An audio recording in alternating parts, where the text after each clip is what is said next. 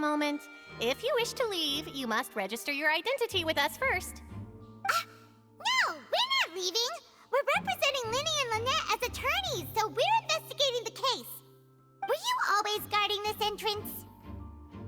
Yes. After the Chief Justice gave the order, everyone coming in or out must undergo a strict inspection. So, the missing girl couldn't have left from here. At least, not from that point on. I doubt there was much opportunity then, either. How can you be so sure,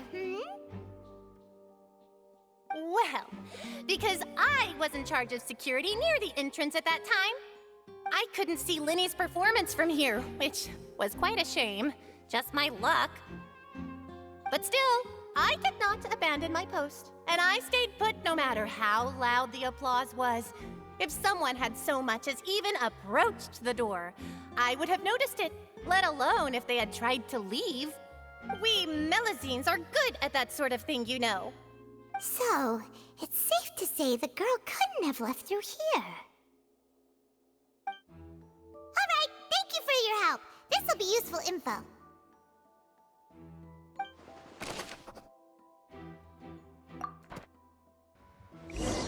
So they had guards We've checked guarding everything of note here at the shit. performance venue.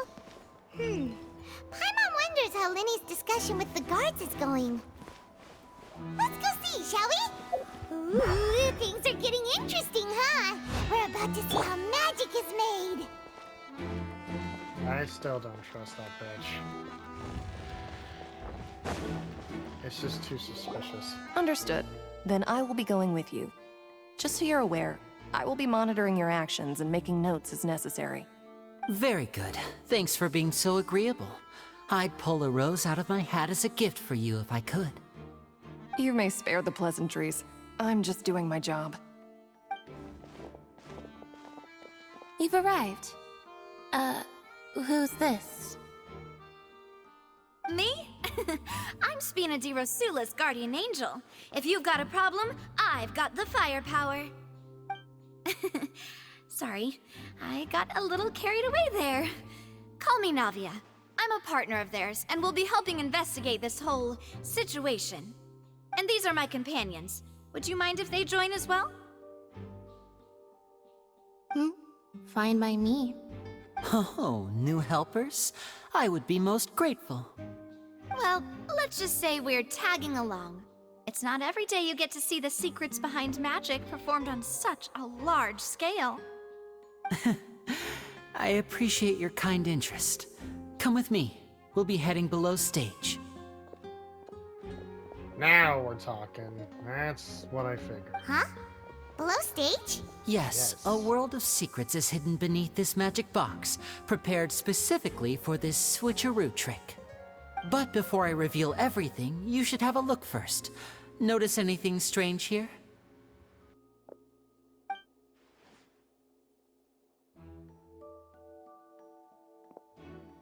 I'm not trying to be dramatic. Remembering the details of a trick will help you understand the methods used to perform it more easily.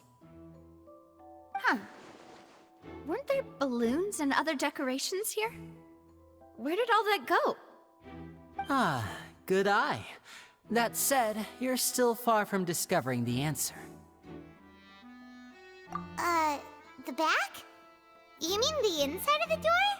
What's different about it? Paimon didn't notice anything. Very good indeed. I thought you might not be able to catch that, given that you were sitting in the first row. The back of this door was patterned. Those patterns are now gone, replaced by a smooth wooden board. So, if you put 2 and 2 together, what do you get? Exactly. All right, let's go. I'll tell you how it works as we head down.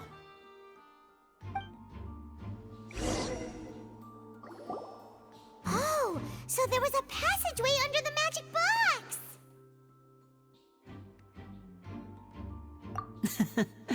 I knew you'd figure out most of it as soon as you saw this place. The 2 magic boxes are positioned right above the 2 entrances of the tunnel.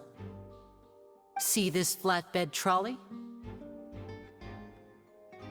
The box with the lucky audience member in it would be shuttled over to the other side using the trolley.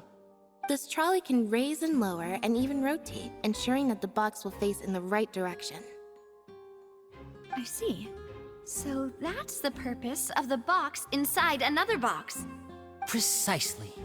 The inner box would descend after the audience member was put inside and be moved along the trolley, all while the outer box would remain on stage as if nothing had ever changed. So that's how you did it! Once the box was lowered, the trolley would store some energy through this device here, with which it would complete the rest of the steps. The audience member would only be able to feel some slight movements in the dark, and by the time she walked out, she would already be back on stage. Right! You were talking that whole time, and you even came out for a moment near the end! Ah, yes. A phonograph operated by Lynette was used to achieve that effect. My assistant and I had already scripted our conversation beforehand. When the countdown began, I had already gone to the opposite box via a tunnel using that ladder. And what about Lynette? Where was she? I was in the mezzanine space in the back of the box. Oh, interesting! That's how we were able to coordinate Linny's lines with the assistant. And, by the way, I was the one who walked out of the box at the end. I mean, we are twins. All it takes is a change of clothes and no one can tell who's who. And that's my favorite part of this trick. Only Lynette and I can perform it. So that's how it all worked! Wow! Every detail you revealed was more amazing than the last!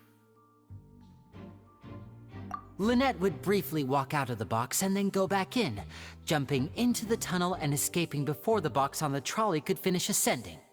And then I walk out of the other box in the audience area, and the trick would be complete. The operative word here being would. But as you saw, Cal was in the box, not our audience member. She, on the other hand, mysteriously vanished. We really don't know how that happened.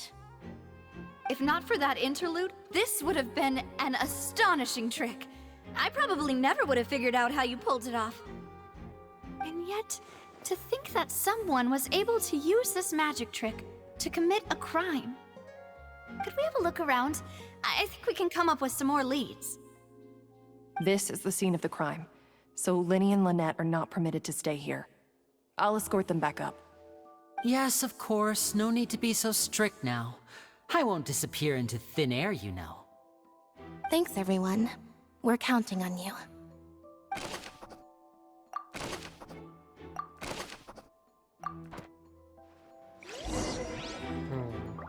So my theory I was thinking before is correct.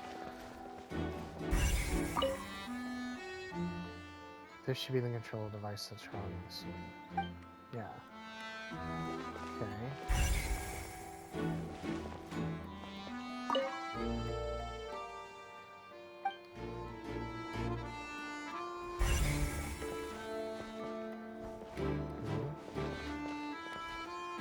Why is this broken? The floor is wet. Please be careful not to slip. Speaking of which, why would there be water here? Oh! Paimon knows! It's one of those tricks where you pour water into a jug and then flip the jug over only for the water to disappear? And here's a broken vase! Huh. Did the trolley knock it down while moving? That can't be. The trolley moves along tracks from start to finish. It couldn't have hit the vase at this distance. Let's note this down too and think about it later. No, fuck that. Think about it now, because that is heavy evidence right here. You see, this was all dark, so the girl on the trolley would not have seen anything coming and going down this way. The girl who came up and down the ladder, she might have knocked it when running by. When, you know... No, he would have knocked it down while coming by. Possibly. Oh, what is all this?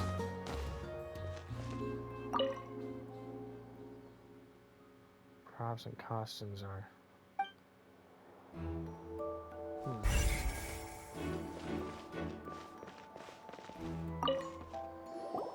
What is this place? It seems someone could fit through here. Could this have been the suspect's escape route? Alone, perhaps. But if they had to pull another person with them, this space would be too narrow. But there are no other ways in or out of here.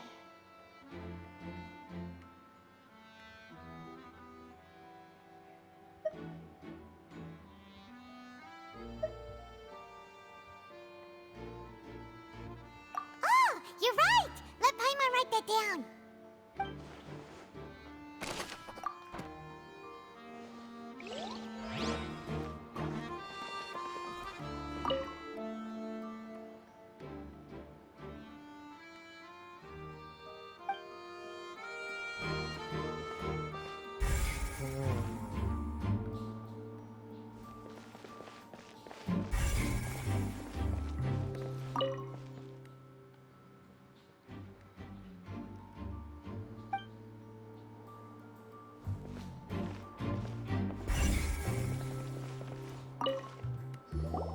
Oh, these are the clothes that the lady chosen from the audience was wearing, right? Her clothes are here, but she's nowhere to be found. Right. And do you really need to do that if you're kidnapping them?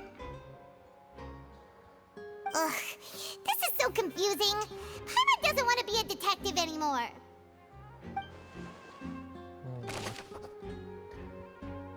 Wait. When they did the magic trick before in the watering tank, her clothes were still in the box when she disappeared and reappeared off stage in her normal clothes again. But could somebody else have done that same trick with the water and made the girl leave her old clothes and switch into different ones? That means they probably left with the rest of the people. They probably left with the rest of the crowd. What's this? A hook? What's this? Looks like a hook tied to the end of a rope. Huh? There's all kinds of odds and ends here. Perhaps it was a prop for a different trick. But why would it have been left here? Whatever it is, let's make a note of it first.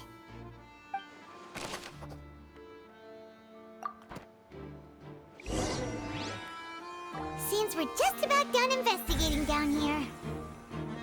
Yes, let's head back up.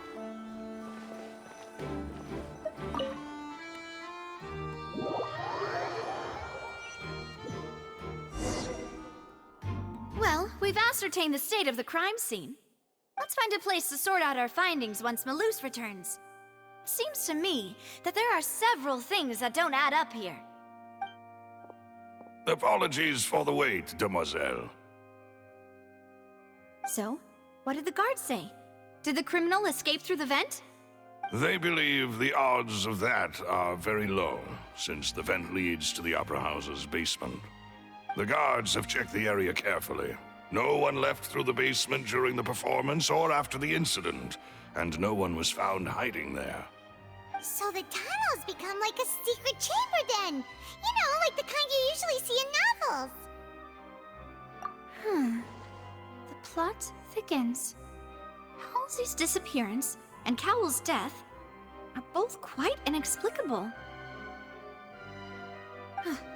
No wonder Farina was so confident in her accusation. All the current evidence points toward Linny and Lynette. Okay, I'm gonna have to call bullshit on this woman because there's plenty of evidence saying that it wasn't them. In other words, the charges are very likely to be upheld unless we make some considerable progress. Charges and then trial. So if the charges are upheld, they'll announce a sentence? That's right. This is how a trial goes in the Opera House. During the proceedings, the Chief Justice and the Oratrice will hear statements from both sides. That's right. This is how indemnitium is produced. The statements from both sides, the defenses from attorneys, witness testimonies, and even the audience's emotions will all be projected on the oratrice. To put it simply, it's as if the oratrice has its own will, and is a judge in its own right. This also precludes any kind of favoritism on the part of the Chief Justice. And not that this has ever happened anyway. Once both sides have finished speaking, the Chief Justice will make his final decision. This, too, will be used by the oratrice as a reference. Then, finally, the oratrice will be consulted by officials. The result it returns is the will of justice itself. Huh? So that machine is the one that actually decides? Paimon thought Neverlet called the shots. In practice, there is very little difference. Both have always come to the same judgment, which is why people have great faith in the Chief Justice. Ah, yes, the guards also asked me to convey that none of us will be allowed to leave this place before the trial. Huh? Why? Because we've chosen to act as the twins' proxies. That makes us persons related to the case. They're concerned that we might be colluding with outside parties, or that we might find outside help to disrupt the case. And even if that were not so, it could prove problematic if we happen to spread key information about the case ahead of time. I'm ready to break out at any time. Whoa, whoa! There's no need for that! Paimon thinks they have a point. That said, are they providing food? Of course. I just hope you don't mind the lack of options. I'm afraid that catering to all tastes is not in the cards, nor is any guarantee of balanced nutrition. In that case, let's just sort out our findings together here. Pity. I was hoping to take you to try some of Fontaine's famous desserts, too. I mean, what better way to properly think through our findings than over some tea and sweets? Huh. Breaking out suddenly doesn't seem like such a bad idea after all. Just kidding, just kidding. Paimon will still do her best, even if there are no snacks. What do you mean, no snacks? Of course we'll have snacks. If we cannot buy some, then we'll simply make some. Huh? Here? But how? Understood, Demoiselle. Everyone, please come with me.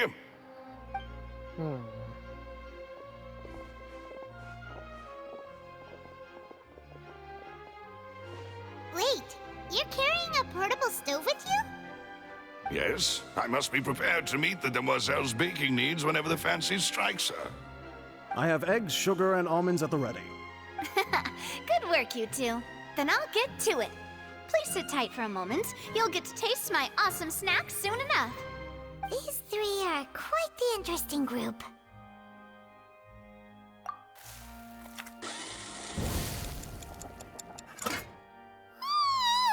And Paimon thought it smelled good while it was still in the oven. Oh, it's even better now. Paimon can't stop drooling. From the way you had these two guys carrying all that stuff around, Paimon thought you'd have them do more during the baking process. But you ended up doing the entire thing by yourself. Beating the egg whites, grinding almonds, everything. I was applauding. And I was giving encouraging smiles. Paimon was just thinking, aren't you worried about getting your fancy dress dirty beating egg whites and baking like this?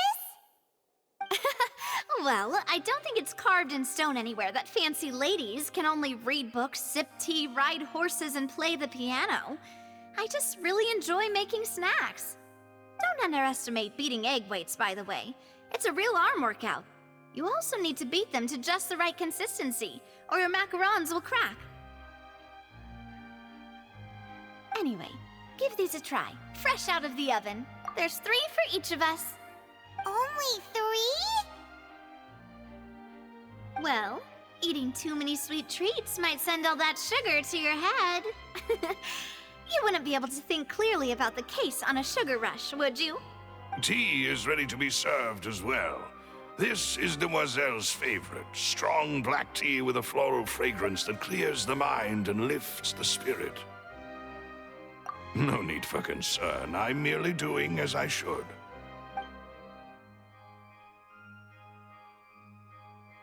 All right then. Down to business. As Paimon mentioned previously, the tunnel seems to be something of a secret chamber. However, we can assume that Linny and Lynette were not alone within it. Some criminal also occupied its sealed confines. The magician twins could have committed the crimes, of course, but they lack any logical motive. Exactly! Why would they do such a thing right when everyone was watching?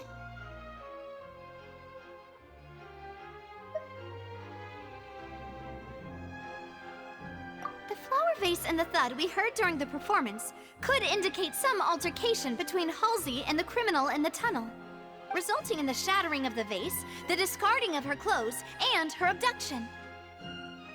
Perhaps the criminal thought that since she was chosen from the crowd, she would be too easy to identify if she was still wearing the same clothes. Paimon thinks that makes sense, but the real trouble is... True. None of the clues we found thus far support the existence of this third person. But the only people left to consider are both technically victims, whether it's the missing girl, Halsey, or poor Cowl. Huh. Could Halsey have secretly made modifications to the magic props in order to murder Cowl before making her escape? That's right. And even if she had tampered with the setup, she would need to understand the entire trick to pull it off. Nor does she have any motive. The guards said that she has never had any dealings with the Magic Troop's members. Were we not thorough enough in our search? From the sound of things, this is turning into an impossible case. Your macarons are amazing, though, Navia. They smell great! They're nice and crisp and super sweet! They are my specialty, after all. And I see you've already had 5 of them. What? 5? Oh, that can't be right! Paimon only counted 3! Honest! Please don't worry about it. At my age, a few less sweets might actually be a good thing. No! Being greedy is one thing, but Paimon knows how to count. Besides, Paimon knows that if she ate too many, then others wouldn't have enough.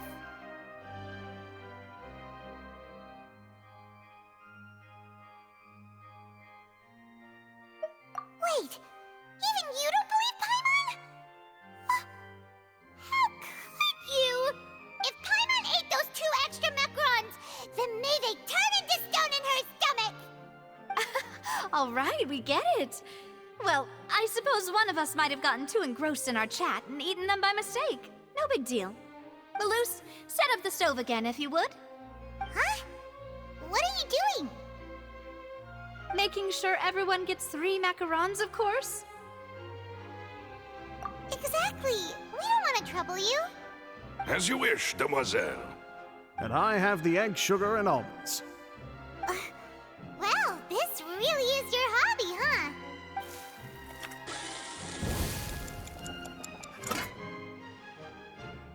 Well, that's it for snack time.